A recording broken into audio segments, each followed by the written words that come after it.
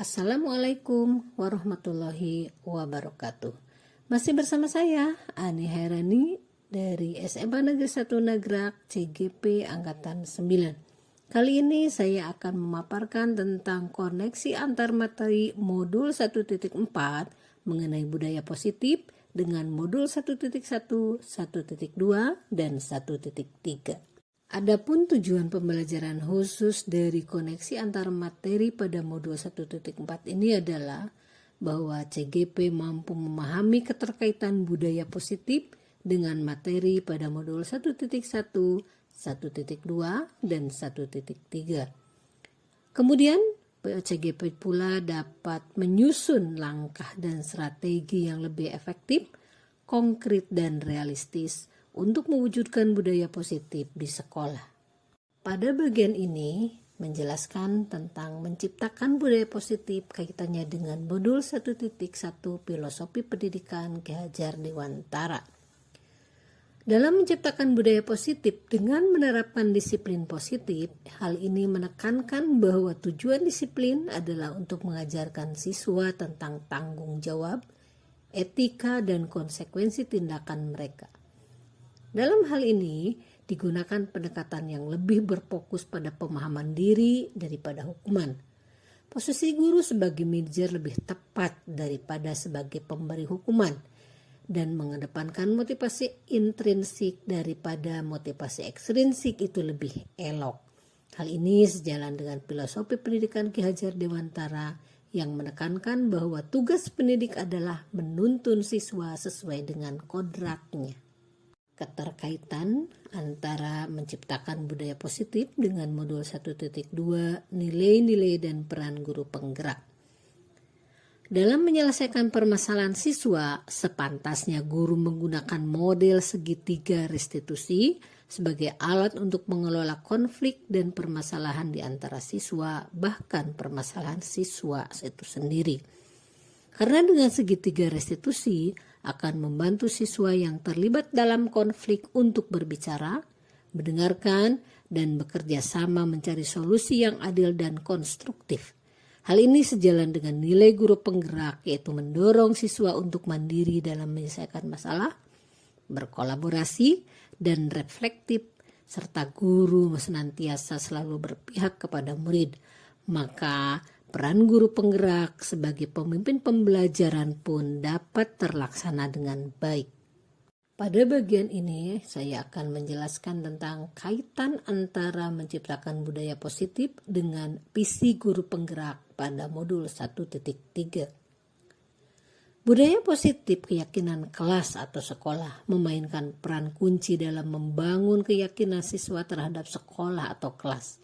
Dengan keyakinan kelas ini akan menciptakan lingkungan yang aman dan inklusif di mana siswa merasa diterima, didengar, dan diberdayakan.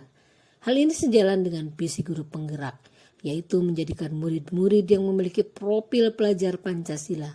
Karena dengan budaya positif akan membangun karakter-karakter baik pada diri murid. Sebenarnya banyak hal yang menarik dari mempelajari modul ini dan sangat di luar dugaan. Namun, pada kali ini saya akan menyampaikan salah satunya, yaitu mengenai materi kebutuhan dasar manusia. Manusia memiliki 5 kebutuhan dasar yang harus dipenuhi, tetapi tidak terpenuhinya salah satu dari kebutuhan hidup tersebut membuat murid akan berperilaku menyimpang. Saya baru memahaminya sekarang. Ketika kita menghadapi murid yang malas belajar di kelas, jarang masuk sekolah, melakukan penyimpangan-penyimpangan, sebenarnya adalah mereka memiliki 1 atau 2 kebutuhan dasar hidup mereka yang tidak terpenuhi. Sebelum saya belajar materi ini, saya akan merespon cepat dan buruk ketika melihat murid yang berperilaku menyimpang. Respon cepat saya cenderung mengambil posisi kontrol sebagai penghukum. Nah, dengan memahami 5 kebutuhan dasar manusia, hal ini akan meminimalisir saya sebagai guru dalam mengambil posisi kontrol sebagai penghukum. Karena menghukum murid bukan solusi, tetapi menimbulkan dendam dan trauma. Setelah mempelajari modul 1.4 ini, terdapat perubahan dan dahsyat pada cara berpikir saya. Saya lebih sering melihat anak dari sisi yang berbeda dari yang saya lakukan sebelumnya.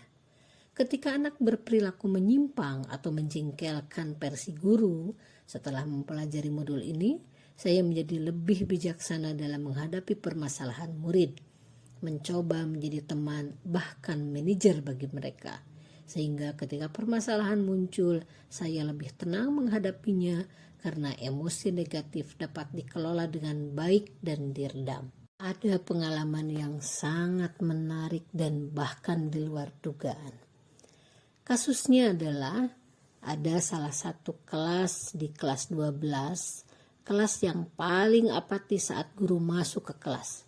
Saya mencoba berbagai model pembelajaran tetapi tidak menghasilkan motivasi yang sangat memuaskan. Mereka cuek, beberapa anak mengantuk atau bahkan mengobrol. Itulah suasana yang terjadi. Penerapan budaya positif yang saya lakukan di kelas ini sebenarnya secara tidak sengaja. Saya membutuhkan beberapa model murid untuk membuat video pendek tentang penerapan segitiga restitusi. Murid yang saya ajak menjadi model sengaja saya ambil dari yang paling apatis terhadap pelajaran saya. Tetapi ternyata dalam proses pembuatan video tersebut, saya menemukan hal yang di luar dugaan. Murid tersebut sangat antusias ketika saya percaya ia menjadi model.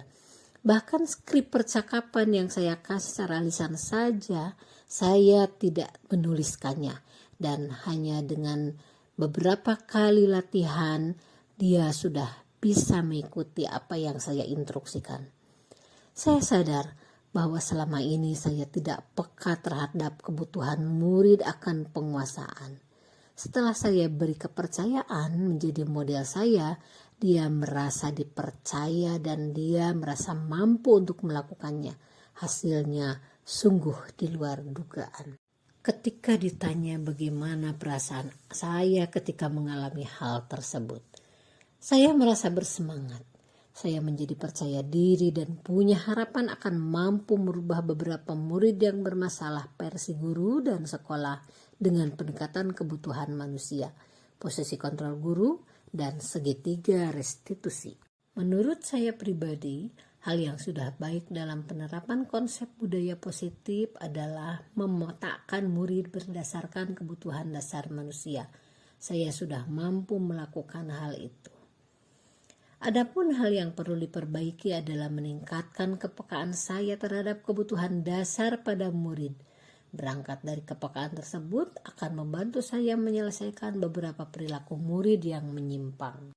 Sebelum mempelajari dan memahami tentang 5 posisi kontrol dalam menyelesaikan permasalahan murid, saya sering memakai posisi penghukum dan pembuat rasa bersalah.